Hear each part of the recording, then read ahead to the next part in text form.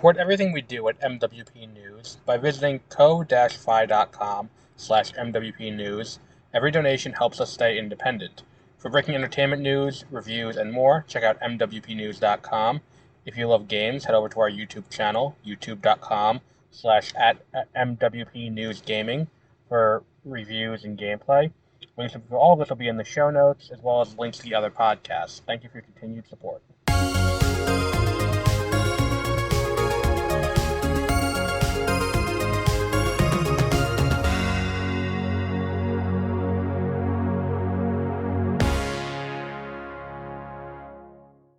Good evening and welcome to the Backlog Files. I am Adam, making a risky turn because the fucking sun is annoying, because like me and the sun don't really get along when it comes to driving. What we're here today to talk about is yet another old video game, an old licensed video game that I recently played through on the YouTube channel. And you can go on and check out some of the video from this at youtube.com/@MWPNewsGaming. The game in question is a Power Rangers game from from 2000 the game came out, because this was the second Power Rangers team. Oh no, hang on. So talk about Lightspeed Rescue. Let's get that out of the way, because, it's in the title. Let's not sit here and cock tease it any more than we have to. But it was so going through, it's Power Rangers, then Mighty Morphin Power Rangers was the first 3 seasons, then was the Mighty Morphin Alien Rangers, which ran for 8 episodes, and actually used the costumes from what was season 3 of Mighty Morphin Power Rangers. Then came, after that, the Zeo, then Turbo, which there was a movie between Zeo and Turbo about them getting the turbo powers. Then after Turbo was in space, then came Lost Galaxy, which was the first season to not directly follow the continuity, because up until In Space it was all one continuity. In Space ended that, and then we got to Then we got to that. Then I don't remember, was Time Force first or was Lightspeed Rescue? I think it was. If I remember correctly, I think Lightspeed Rescue was first, then was Time Force. So this would be the second non-sequential.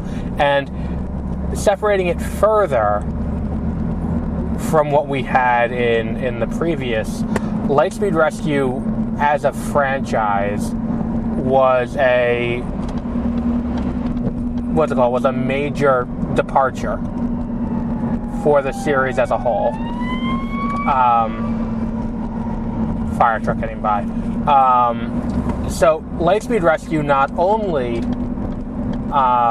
was the first one, the second one to be in that. It was the first one to not include any characters from the previous, because if I remember correctly, in Lost Galaxy, Bulk and Skull were in it, or at least Skull was.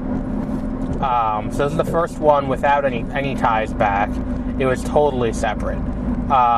It was also referenced in the 2017 movie, because it was one of the roads was Mariner Bay, which is where this takes place.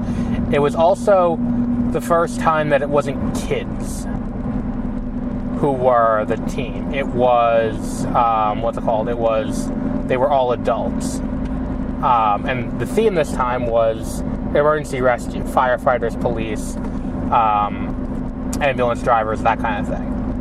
EMS, as most people call it. And that was the theme of this season. It was all about emergency rescue. And they had a cool aqua base, and it was a pretty cool season. This is really my on-ramp for Power Rangers when I was a kid. So this show, this is the video game version of it. And what the video game version for the PS1 PS1, because there was also a video game version on the on the Nintendo 64, but it was very different. But this is the PS1 version we're talking about today. It's basically a beat 'em up. It's basically your general, like, Scott Pilgrim, which is a modern example, but what's it, Rogue Retro? No, what the fuck was the name? Streets of Rage. That's the game I'm thinking of. Is what it kind of is, just in a 3D environment. You're dropped into the level.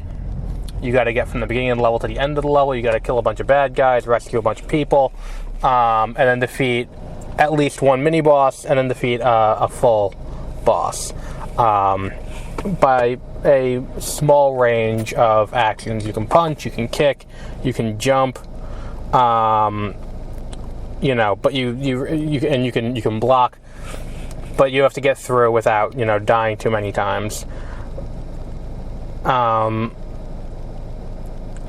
And I think the issue, like, I enjoy the game. I think the game ages marginally well. It's a little on the short side. But the big issue with it, I would say, is that because it doesn't really translate to a 3D environment well. When you're in a situation where you're playing one of these side-scrolling beat-em-ups, because it's side-scrolling, you're not taking into consideration depth or the ability for multiple enemies to gang up on you. It's easy to keep track of what's going on. With this, there's a little bit of difficulty when it comes to enemies coming in from the left, coming in from the right, and all of that. Similarly, the platforming elements do not work. If you watch my playthrough, level 5, because level 1 is this rooftop and apartment building. Level 2 is a dam. Level 3 is on the super train, which is the Megazord. Level 4 is a comet goes into the city, and you have to go through the city and defeat the demon in the comet. Level 5 is like you're at the actual port, and you have to go through and defeat what's it called. And you have to, find these fuel cells before the bad guys get them, and then also defeat the bad guy. And that's what that whole thing is. The issue is you cannot progress until you find these 5 fuel cells. So you have to find them all, then you go on to the next sector. The issue is one of the fuel cells is hidden in a spot that perhaps is too well hidden. So it's not, I don't want to say hidden, because hidden implies, that's sad. Hidden implies that the fuel cell is out of sight. And if you were able to properly platform to get up there, you can get up there pretty easily.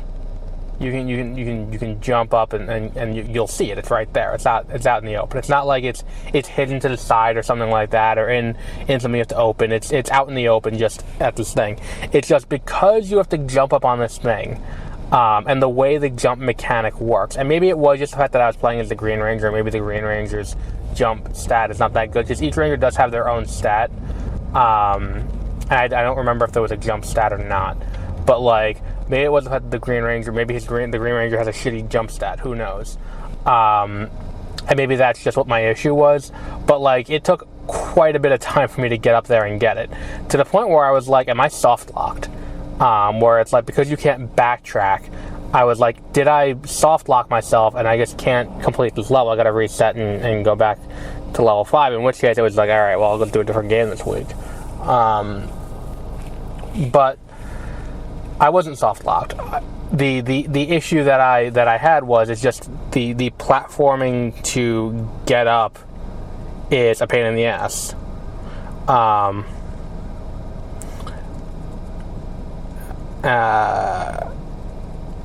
Sorry, I'm trying to figure out where that is. So all of that said, I enjoy the game, and it's not just a nostalgia thing. It's going back and replaying through. I think that most of the bad guys are actually fairly well balanced, which is surprising, all things considered. This is something where it's there was a solid chance that this game just would not balance them well. and it's just like, oh, well, they didn't do a good job. I think there's not a ton of deviation in actual attack patterns. Again, the entire way through, you're fighting the exact same villain the entire way through. It's kind of the same complaint I had with Buzz Lightyear Star Command Less, which is the idea that, like, it's a very simplistic thing, and then you play through, you get to the last level, and you got to rescue the Titanium Ranger. The Titanium Ranger is a secret unlockable 6th Ranger that you can play through the game with again. But to unlock him, you got to find these optional collectibles to open a door, and that will get him out, and then you can play as a Titanium Ranger, and that's, that's fun. But yeah, I think the Megazord fights are lackluster. I think that's probably the biggest sticking point for me, is that they're not great.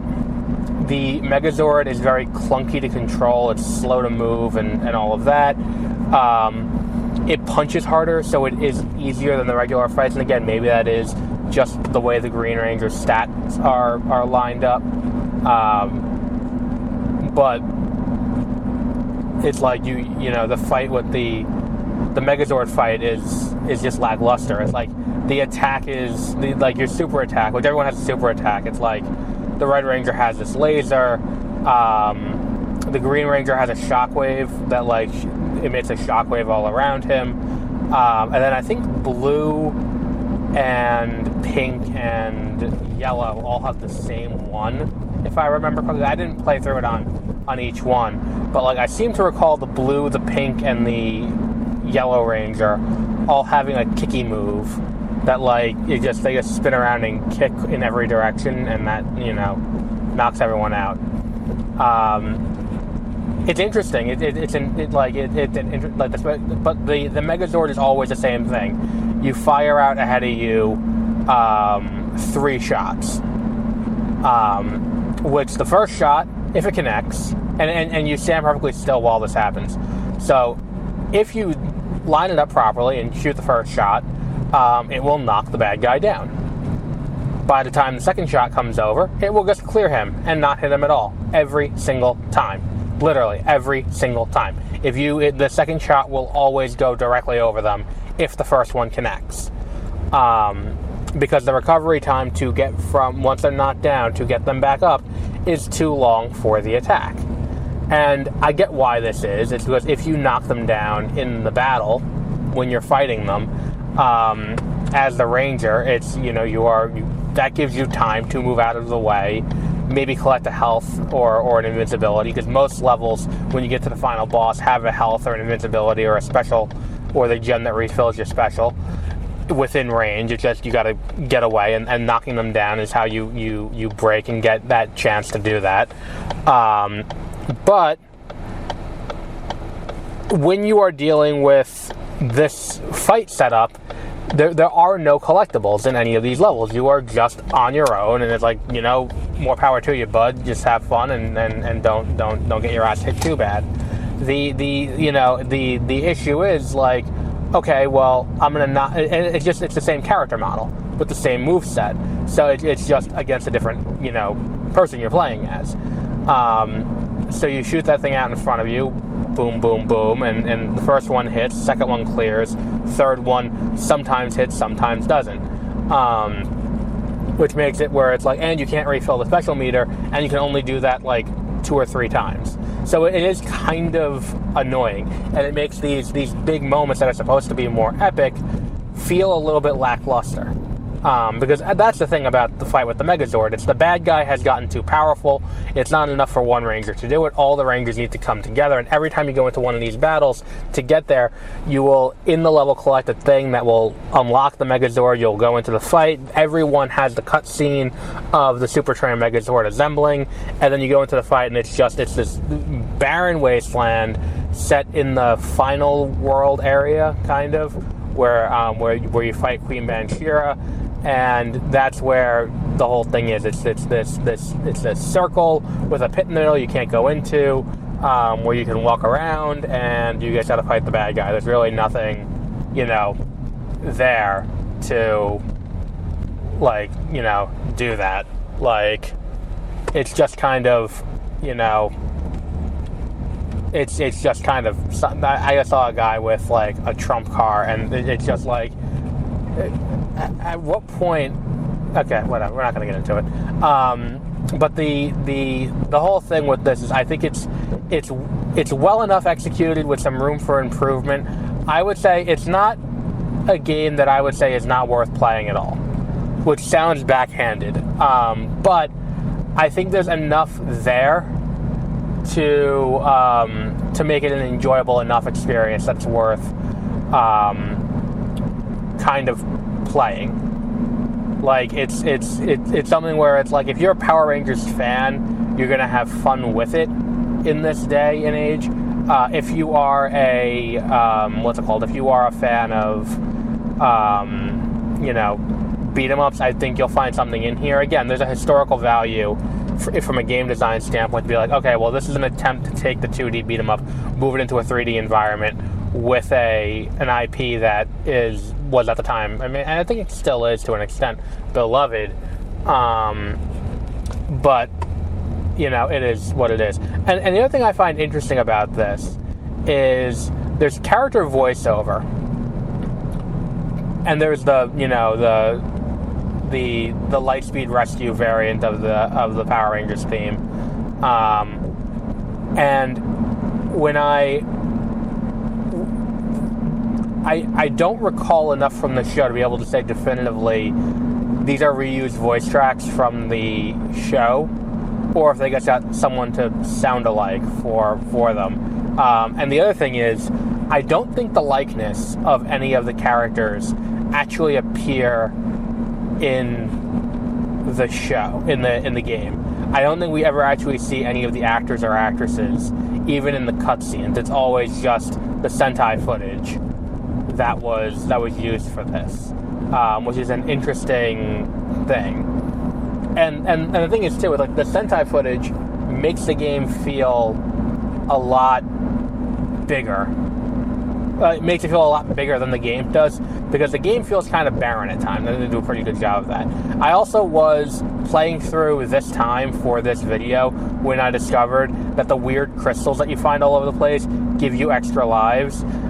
Because let me just put it this way. I played this game a lot as a kid. Didn't read the instructions. I was kind of I would jump into a game, instructions be damned. I'll figure this out as I go along. And what I did was, I never realized that, A, there was a system to tell how many lives you had left. I thought it was just kind of like, based on how well you do, you get more. And then I didn't realize also that those spinning gems are also extra lives. So that was something that I was like, oh, that's neat. Didn't know that was a thing, and I figured that out this time, which, congratulations, 31-year-old me, for figuring out something that 7-year-old me couldn't. We're really, doing great things here. But yeah, we'll wrap up there for today. I think next week we're going to talk about Woody Woodpecker Racing, because there were a few racing games that I had for the PlayStation 1 back in the day. There was Nicktoons Racing, which is the one that I think I got the most mileage out of. There was Magical Racing Tour, which was the Disney racing. I didn't have an N64 back in the day, so I had these games. It was Magical Racing Tour, which I didn't get as much mileage out of, but I did play quite a bit of it. But the one that I beat was Nicktoons Racing. And going back and playing those two now, I think that they both have the same issue that a lot of racing games from that time have. But there was one other racing game I did have that I didn't quite care about, because, like, Magical Racing Tour is Disney World, and if you're a kid, it's like, holy shit, this is Disney World, I'm going through the rides, it looks like the parks, the graphics will never get better than this. Nicktoons Racing, you're racing through, like, the TV shows you watch, SpongeBob, Angry Beavers, Ariel Monsters, Ren and Stimpy. It's like, these are all TV shows that I love. This is great. We're gonna, we're marching our way through this, and this is fantastic. These are characters I like. Holy shit, we're in Tommy Pickles' living room. And then there was Woody Woodpecker Racing, which came out around the same time, and I don't recall there being a Woody the Woodpecker TV show. There may have been, but if there was, I wasn't watching it. It's one of those things that, like, your parent gets for you, because, like, I liked Woody the Woodpecker back in the day. Like, I you know, they'll probably like this too. But it's just like, I don't, you know, I don't understand the, you know, the whole, I didn't get it. And it's like, if I remember correctly, a lot of the racetracks were based on real world locations that were like tourist locations. Like, if I remember correctly, it's kind of like Mario Kart World, where it's like Italy and shit like that. But we'll go through and play that. That'll be up on the YouTube channel at some point in the near future. The next one we have going up is the Boomafoo Leaping Lemurs. Not 100% playthrough, because I feel like playing it now, you kind of need to be a sadist to do that. And we just did an any percent run. But we'll talk about those games in the near future. But until our next episode, have a great rest of your week.